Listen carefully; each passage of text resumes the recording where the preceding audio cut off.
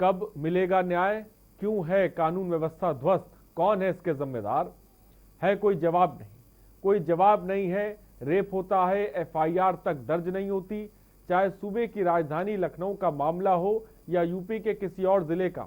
ऐसा लगता है कि मानो दबंगों के आगे बेबस है पुलिस। ये मैं नहीं कह रहा, आप खुद सुनिए जो एक पीड़िता कह रही है।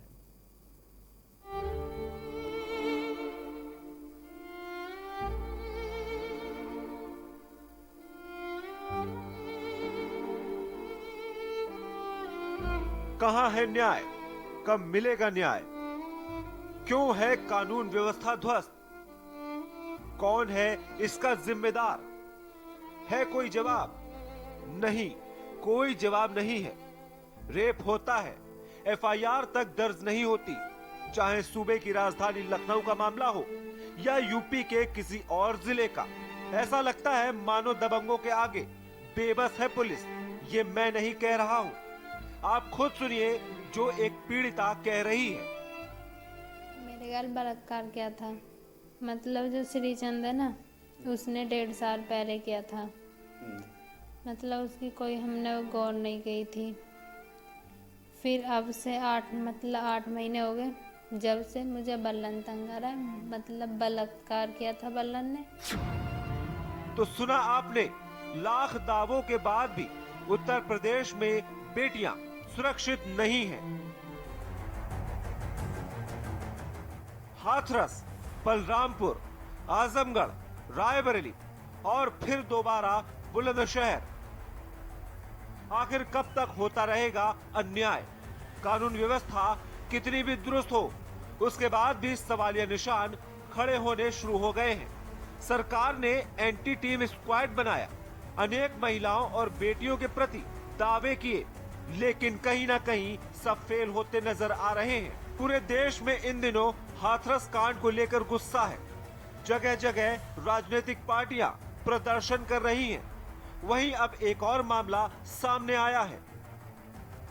मामला बुलंदशहर के ककोड़ कोतवाली क्षेत्र का है, जहां एक नाबालिग दलित लड़की को 3 दबंगों ने 1.5 साल में कई बार हवस का शिकार बनाया और अब वह 4 माह की गर्भवती हो गई है।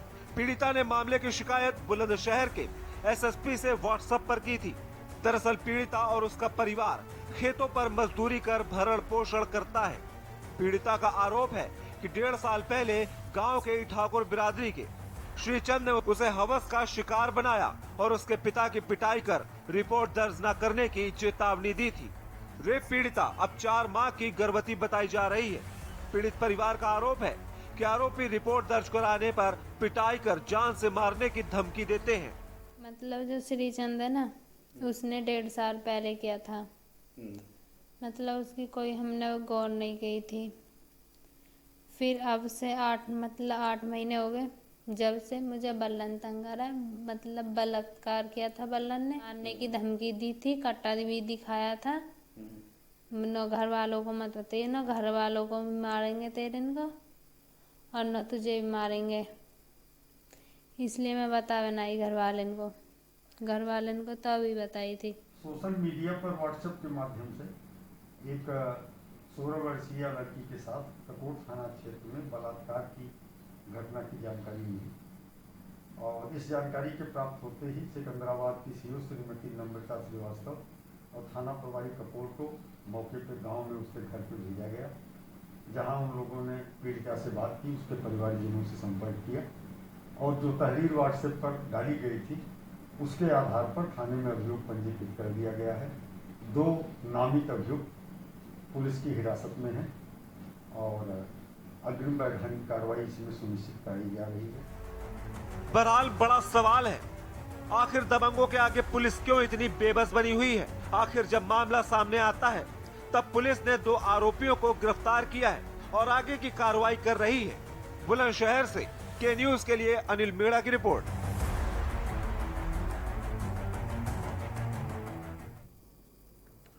और चलिए अब आपको सीधे हाथरस की लाइव तस्वीरें दिखाने जा रहे हैं, जहां पर डीएनडी फ्लाईओवर